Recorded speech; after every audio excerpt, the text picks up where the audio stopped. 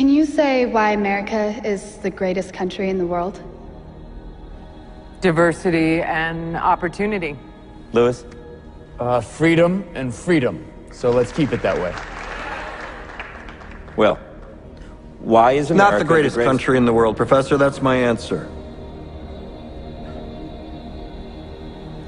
You're saying... Yes. Tell students that America is so star-spangled awesome that we're the only ones in the world who have freedom. Canada has freedom. Japan has freedom. The UK, France, Italy, Germany, Spain, Australia, Belgium has freedom. So 207 sovereign states in the world, like 180 of them have freedom. All right. And yet you, sorority girl, just in case you accidentally wander into a voting booth one day, there's some things you should know. And one of them is, there is absolutely no evidence to support the statement that we're the greatest country in the world. We're 7th in literacy, 27th in math, 22nd in science, 49th in life expectancy, 178th in infant mortality, 3rd in median household income, number 4 in labor force, and number 4 in exports. We lead the world in only 3 categories: number of incarcerated citizens per capita, number of adults who believe angels are real, and defense spending, where we spend more than the next 26 countries combined, 25 of whom are allies. Now, none of this is the fault of a 20-year-old college student, but you nonetheless are, without a doubt, a member of the worst generation ever. So when you ask what makes us the greatest country in the world, I don't know what the fuck you're talking about. Yosemite?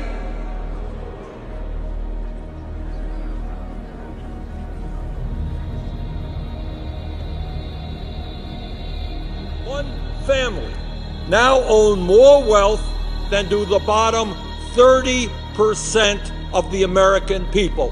One family owns more wealth than the bottom 30%, 90 million Americans. Today, the top 1% own 40% of all of the wealth in America. Top 1% own 40% of all the wealth in America. In all of human history, mankind is politically awakened. That's a total new reality. And no matter where you go, politics is a matter of social engagement. And most people know what is generally going on in the world, and are consciously aware of global iniquities, inequalities, lack of respect, exploitation. The affirmative task we have now is to actually create a new world order. So we have to do what we do best. We have to lead. We have to lead. We have to update the global rules of the road. We have to do it in a way that maximizes benefits for everyone, because obviously it's overwhelmingly in our interest. This is not a zero-sum game. It's overwhelmingly in our interest that China prosper, that Mongolia prosper, that nations big and large, East and West, in Latin America and in Africa prosper. Because, you know that old expression, they asked Willie Sutton why he robbed banks, he said, that's where the money is. We want everybody to have a little money. Orwell famously said that he who controls the present controls the past, and he who controls the past controls the future. And that is because of the vital role that history plays in deciding our interpretation of what is happening in the world.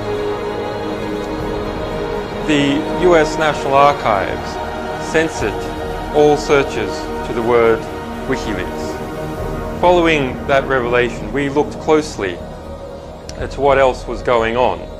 And in fact, as Kristen said, from 2006, it became apparent that the US National Archive had reverse classification of over 55,000 pages of material, that a great analysis done by the National Security Archives, a group run out of George Washington University.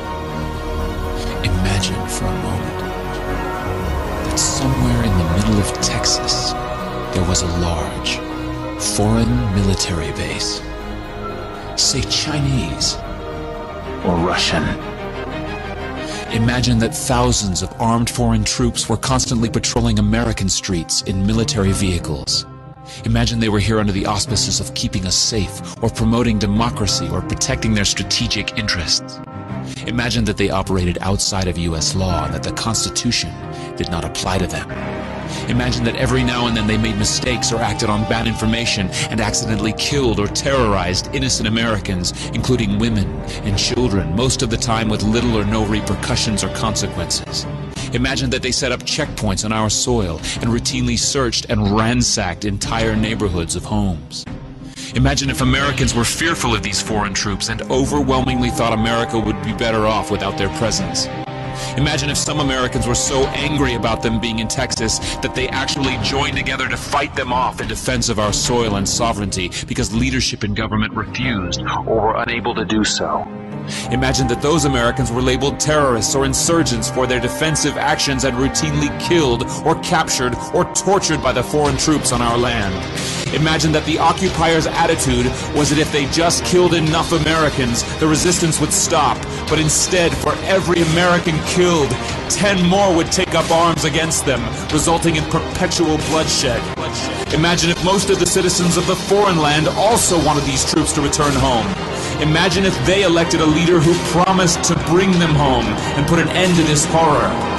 Imagine if that leader changed his mind once he took office. The reality is that our military presence on foreign soil is as offensive to the people that live there as armed Chinese troops would be if they were stationed in Texas. Shutting down military bases and ceasing to deal with other nations with threats and violence is not isolationism. It is the opposite. Opening ourselves up to friendship, honest trade, and diplomacy is the foreign policy of peace and prosperity. It is the only foreign policy that will not bankrupt us in the short order, as our current actions most definitely will. I share the disappointment of the American people in the foreign policy rhetoric coming from the administration. The sad thing is, our foreign policy will change eventually, as Rome's did, when all budgetary and monetary tricks to fund it are exhausted.